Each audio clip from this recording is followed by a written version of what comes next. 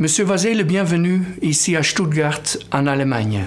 Je suis très content de pouvoir vous poser quelques questions sur votre livre. Monsieur Vazé, si l'âme survit à la mort du corps, où va-t-elle? Est-ce qu'il y a même quelque part où elle puisse aller?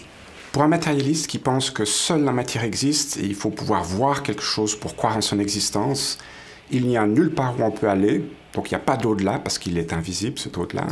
Et d'ailleurs, il n'y a non plus pas quelque chose qui puisse y aller comme l'âme, parce que l'âme est également invisible, donc n'existe pas d'après lui. Mais d'après l'approche spiritualiste, l'être humain n'est pas qu'un corps physique, c'est un esprit pris dans le sens de l'âme, et cet esprit s'incarne dans le corps terrestre. Et il reste incarné dans ce corps pendant toute la durée du séjour terrestre. À la mort, l'âme se sépare du corps et se rend dans l'au-delà. L'au-delà est appelé ainsi parce que c'est un endroit qui est au-delà de la capacité de perception de nos 5 sens. L'au-delà, l'esprit, ne sont pas visibles, mais il n'en existe pas moins d'après l'approche spiritualiste. Y a-t-il des preuves que l'au-delà existe vraiment? Oui, il y a de nombreuses preuves. Par exemple, lorsqu'une personne est en train de décéder, très souvent, elle voit déjà l'au-delà et des personnes qui s'y trouvent, des membres de la famille ou des proches qui viennent l'accueillir. La raison pour laquelle cette personne peut voir l'au-delà, c'est que lorsque la mort, le processus de la mort se déroule, l'âme se sépare peu à peu du corps.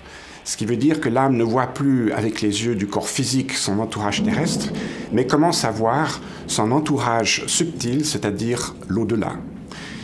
Mais si quelqu'un qui décède peut voir une région qui n'est pas la Terre, c'est qu'il y a quelque chose de plus que la Terre.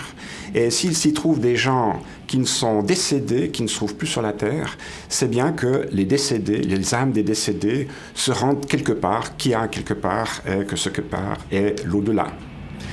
D'ailleurs, je voudrais aussi citer un autre exemple, c'est celui des NDE, ces expériences proches de la mort.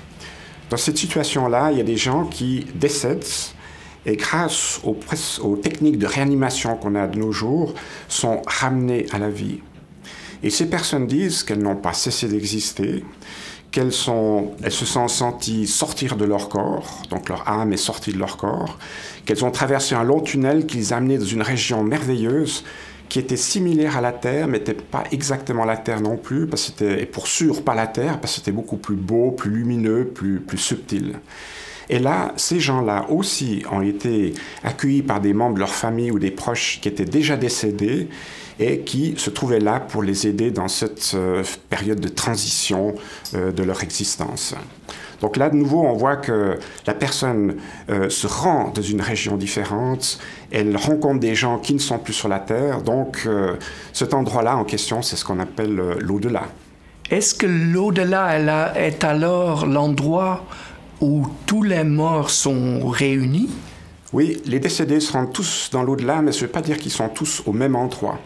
Parce que l'au-delà est divisé en plans superposés, les plus lumineux et légers vers le haut, et au fur et à mesure qu'on descend d'un plan à l'autre, les plans deviennent moins lumineux et aussi plus lourds, plus denses.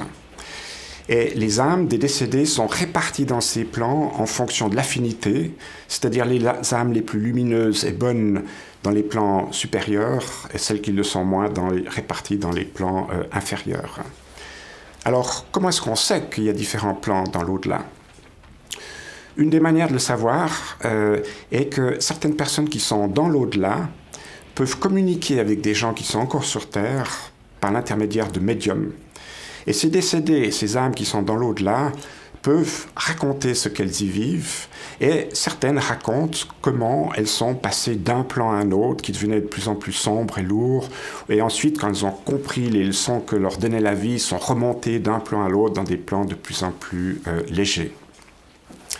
Mais il y a un autre exemple qui est moderne, qui est en relation avec les NDE, parce qu'en dehors de la NDE classique que je viens de décrire, il y a encore 2 autres sortes de NDE.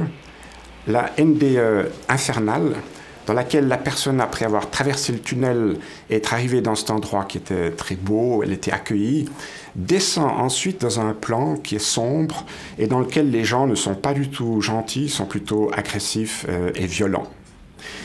Ça, c'est pour une de ces deux NDE. L'autre, c'est ce qu'on appelle les NDE ultimes. Là, la personne, après avoir traversé le tunnel et arrivé dans ce plan de réception, monte dans un plan supérieur où tout est plus beau et plus merveilleux. Et on voit ainsi que dans l'au-delà, il y a différents plans qui existent et que les esprits se répartissent dans ces différents plans. Est-ce que la Bible confirme l'existence de l'au-delà? La Bible ne parle pas beaucoup de l'au-delà, mais elle confirme quand même son existence. Et il y a deux faits intéressants à mentionner en relation avec la vie de Jésus. Lorsque Jésus a annoncé à ses disciples qu'il allait bientôt mourir, ceux-ci lui ont dit « Dis-nous où tu vas, parce qu'on veut te suivre ».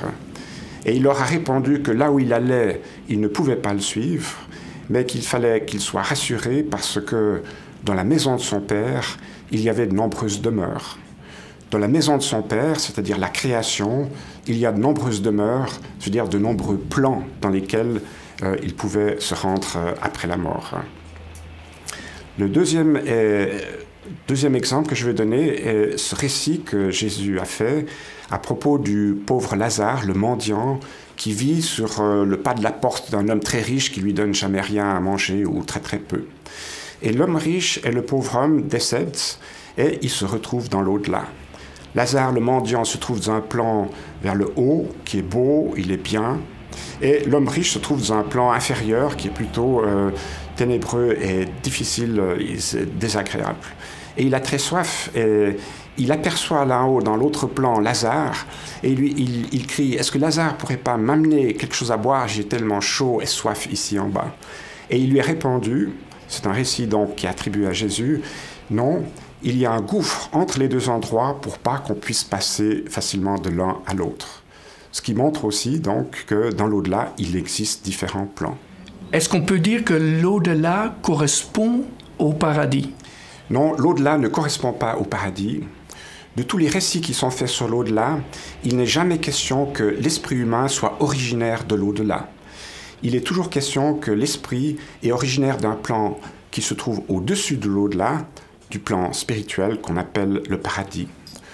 Donc la création est ainsi structurée, tout en haut le plan spirituel d'où est issu l'esprit humain, ensuite les différents plans de la matière subtile de l'au-delà, et finalement le plan de la matière dense où nous nous trouvons actuellement. Alors la question de départ était, y a-t-il quelque part où l'esprit peut se rendre après la mort? Oui, il y a beaucoup d'endroits où il peut se rendre, dans les différents plans de l'au-delà, et finalement dans le plan spirituel, dans lequel il retourne une fois qu'il a fini son parcours évolutif d'esprit, c'est-à-dire qu'il a développé toutes les facultés qu'il a reçues et qui les a amenées à leur plein épanouissement. Monsieur Vazé, merci beaucoup.